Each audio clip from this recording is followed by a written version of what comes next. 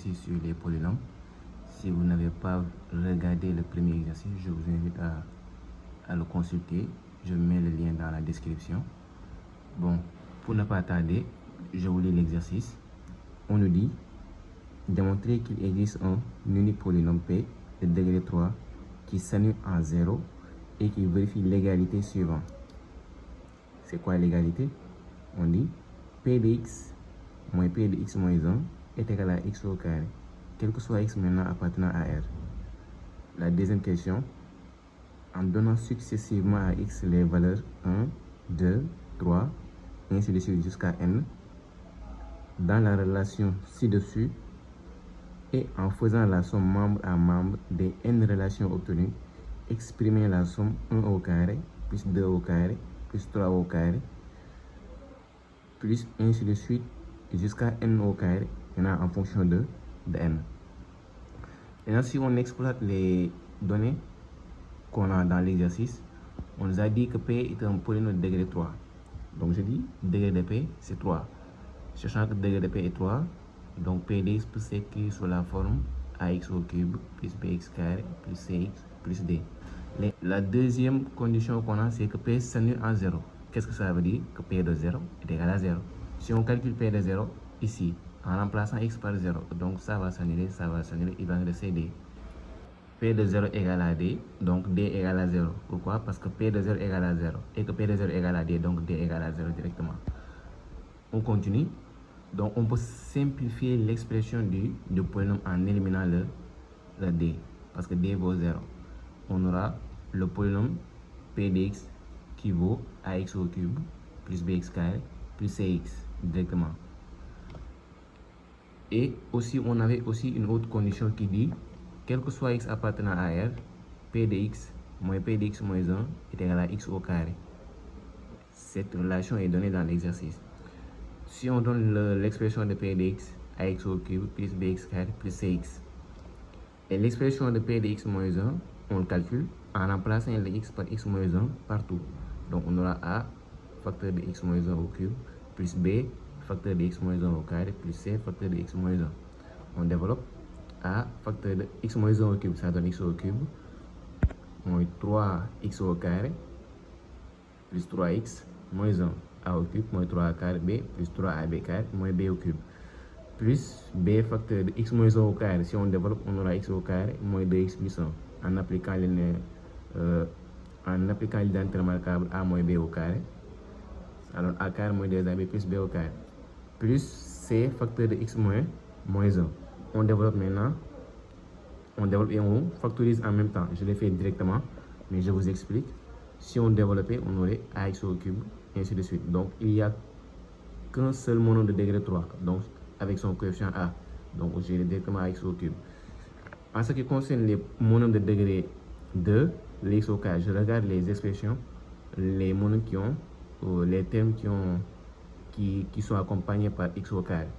Donc je vois bien qu'ici, si je développe avec la a, j'aurai moins 3a carré, moins 3ax au carré du moins. Là, on aura bx au carré. Donc si je mets donc plus entre parenthèses b moins 3a, le tout multiplié par x au carré. Et les termes accompagnés par x, je vois ici, il y a 3x. Avec la a, ça donne 3a. Ça est là. Le b, ici, il y a un terme x accompagné de moins 2. Si on multiplie avec d, le b, ça donne moins 2. Ici, avec le c, c'est unique, donc plus c. Le tout, on multiplie par x. Enfin, les termes constants, a si on multiplie par moins 1, ça donne moins a. B si on multiplie par plus 1, ça donne plus b. C si on multiplie par moins 1, ça donne moins c. On continue.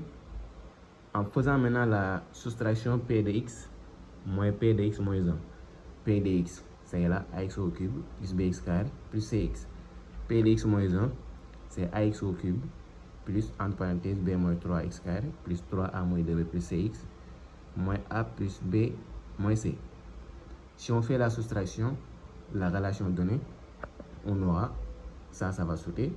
Donc ici, on ne regarde pas la variable, mais les coefficients directement. Ici, on voit bien qu'on aura b moins b. Donc les b vont sauter. Le moins là, si on fait entrer dans la parenthèse, on aura 3a. Donc il nous reste 3ax au carré directement. Pour les C aussi, on aura C moins le C dans la parenthèse. Parce qu'ici, on a plus, donc si on développe, on aurait moins CX. Donc les C vont sauter directement. D'accord? Maintenant, n'oublions pas avec le signe moins accompagné de ce terme. Donc on va changer les signes de chaque terme. Donc au lieu de moins 2B, on aura 2B. Au lieu de 3A, on aura moins 3A. Mais en parenthèse, tout multiplié par X. Enfin aussi, si on met toujours par le signe moins, pour les termes constants, ils vont tout changer de signe. Donc on aura plus A, moins B, plus C. Comme ça, vous voyez. Donc l'expression P de X moins P de X moins 1, ça vaut 3AX au carré plus 2B moins 3AX plus A moins B plus C. Vous voyez, à partir de là, on a deux expressions différentes, mais quand même équivalentes, de P de X moins P de X moins 1. D'accord? Maintenant, à partir de là, pour trouver le polynôme P de X, on fait ce qu'on appelle l'identification des coefficients. Puisque les deux expressions sont équivalentes, donc normalement les monomes de même degré sont égaux. Les coefficients des monomes de même degré sont égaux. D'où je peux dire 3A égale à 1. Ça égale à 3A égale à 1. N'oublions pas, si je dis P de X moins P de X moins 1 égale à X au carré, je peux dire qu'aussi c'est égal à X au carré plus 0x plus 0 pour compléter. Vous voyez. Et si j'ai ça, donc à partir de là, je peux dire que 2b moins 3a égale à 0. Je dis donc 2b moins 3 égale à 0. Et aussi a moins b plus c vaut 0. Parce que c'est le terme constant. Là aussi, c'est le terme constant. A moins b plus c vaut 0. Puisque 3a égale à 1, ce qui donne donc a égale à 1 tiers. 2b moins 3a égale à 0, ce qui donne b égale à 3 demi de a. En remplaçant a par 1 tiers, on aura 3 demi multiplié par 1 tiers. Les 3 vont sauter, et ce qui nous donne 1 demi. Pour le c, on transpose a et b de l'autre côté, ce qui donne b égale à c égale à b moins a. En remplaçant b par sa valeur 1 demi, moins a par sa valeur 1 tiers. Si on lit un dénominateur, on trouve un sixième. Je dis d'où P de X égale à, en remplaçant A, B et C par leur valeur, on aura 1 tiers de X au cube, plus 1 demi de X au carré, plus 1 sixième de X. Bon, pour la deuxième question, on nous dit, en donnant successivement à X les valeurs 1, 2, 3, ainsi de suite jusqu'à N, dans la relation ci-dessus, et en faisant la somme membre à membre des N relations obtenues, exprimer la somme 1 au carré, plus 2 au carré, plus 3 au carré, plus ainsi de suite jusqu'à N au carré en fonction de N. La relation qu'on dit, c'est cette relation-là. Je dis, on sait que P de X moins P de X moins 1 est égal à X au carré. Maintenant, en attribuant à X les valeurs 1, 2, 3 jusqu'à N, qu'est-ce qu'on aura dans cette relation? Si on attribue X à 1, si on remplace X à 1 par 1, je dis, si X égale à 1, on aura P de 1, moins P de 1 moins 1, ça donne P de 0, égale à, je remplace X par 1, ça donne 1 au carré.